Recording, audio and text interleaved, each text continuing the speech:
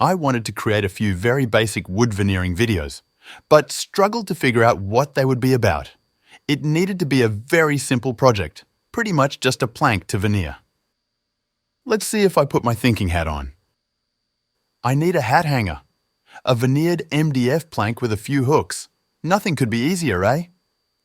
So, let's get started. We need a slightly oversized MDF plank. Use a sandpaper to knock off any high spots on it. I use a 120 grit, but it's not critical at all. And I found some nice black American walnut veneer lying around. It will look great. I'll cut it slightly longer. Just using a normal pair of kitchen scissors, the veneer is only 0.6mm thick, so it has no problems cutting through. Note that we need to veneer both the front and the back of the plank. The plank will develop a bow over time otherwise. I want to trim the long edges so they are straight. This will help me when cleaning up the sides in the table saw later. I use the MDF plank as a straight edge and use our excellent straight edge cutter to trim off a few millimeters. You could just use a normal utility knife, but hey, if I make a video, I will of course give myself a plug for the tools that we design and manufacture.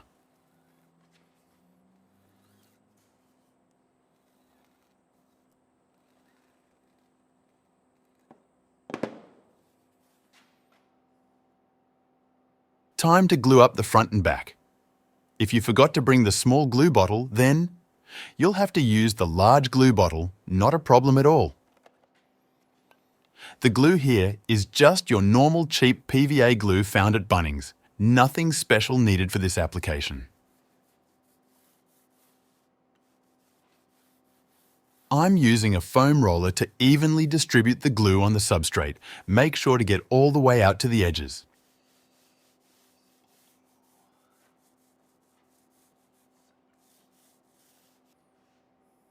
Do the same on the veneer. You could as well put a thicker layer of glue on the substrate. It's up to your own preferences.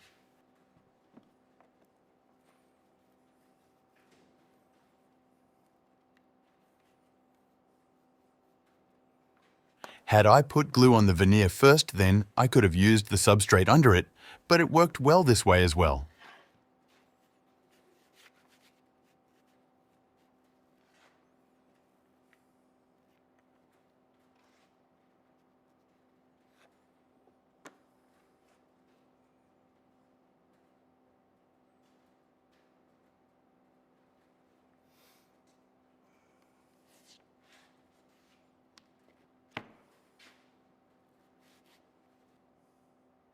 And repeat on the other side.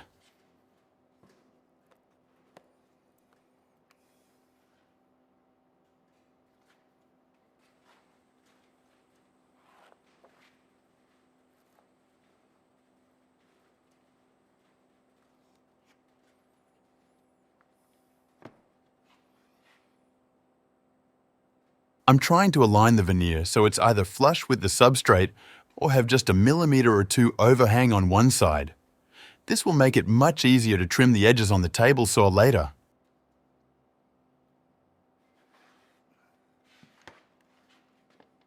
Now we just clamp it up. As always, the more clamps the better, and the thicker the cawls are the better.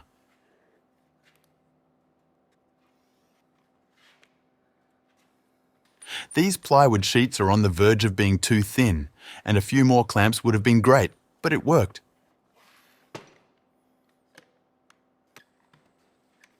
Try to place the clamps so you get an as even pressure as you can over the whole surface.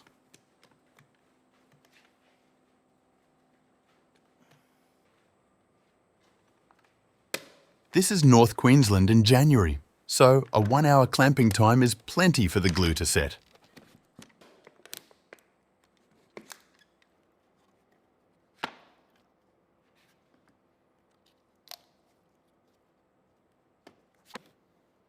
Try to gently lift the veneer along the edges to check that there are no gaps.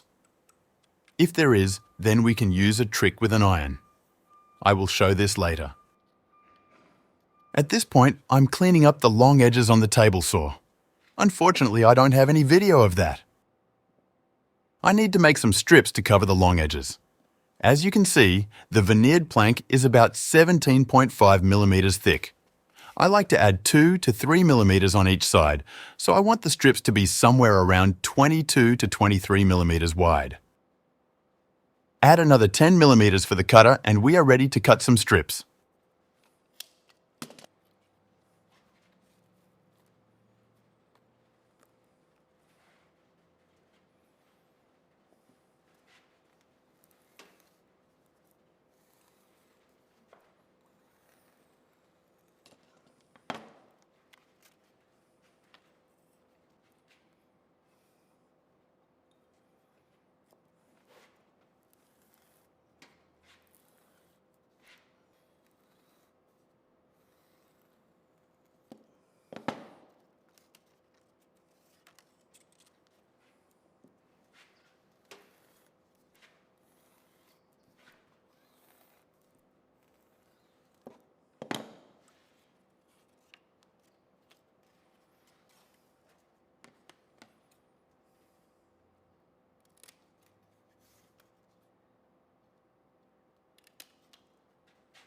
Still haven't got the small glue bottle, so let's make do with what we have.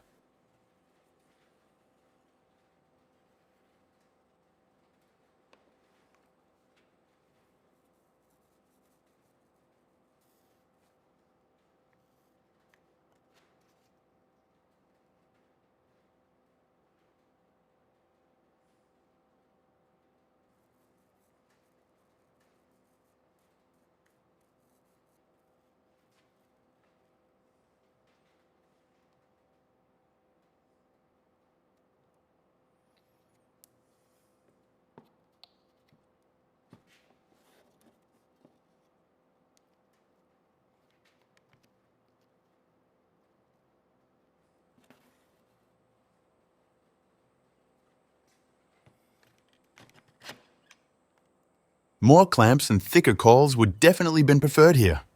You'll see what I mean in a little while.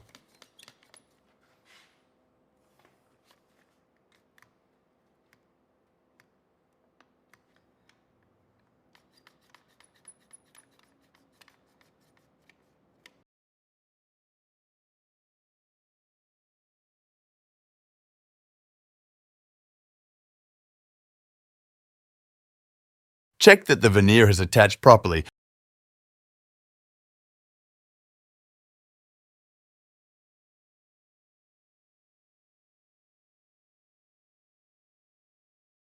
Here we go.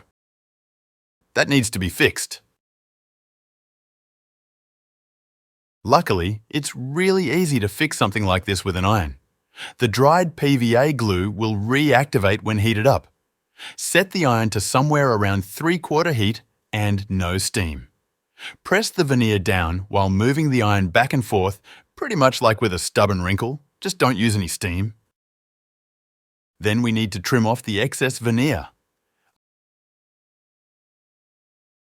I just use my favourite pocket knife, but a utility knife or a sharp chisel or something like that will work as well. Just make sure it's sharp. If the grain isn't straight, then cut it in the direction so the grain drives the knife away from the part. Otherwise, you risk splitting the veneer and possibly chip it.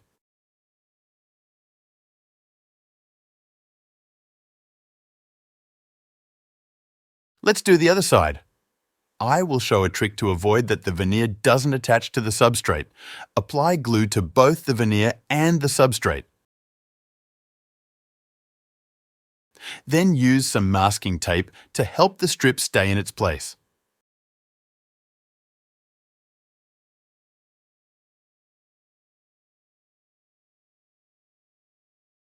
And here is the trick. Use a piece of closed cell foam between the veneer and the caul.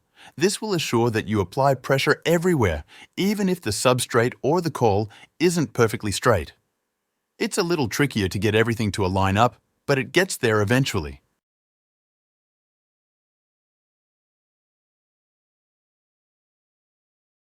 Clamp it up like previously.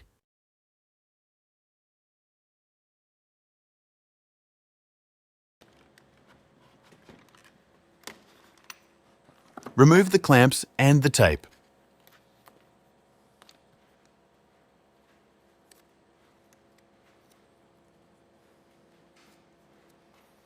This time the veneer has attached everywhere, thanks to the foam.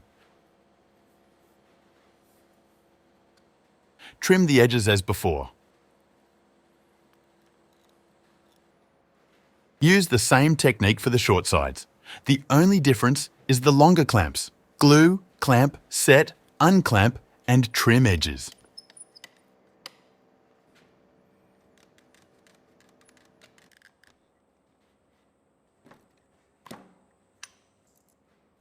To trim the length of the veneer strip, I use a long blade knife, one of those that you can snap off the tip and get a new sharp tip.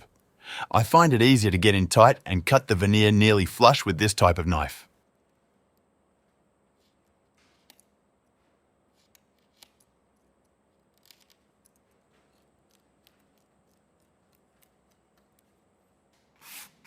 Now, we are ready for sanding. Start sanding down the edges. They should just stick up a fraction of a millimeter. Sand from the outside in towards the plank to avoid splitting them.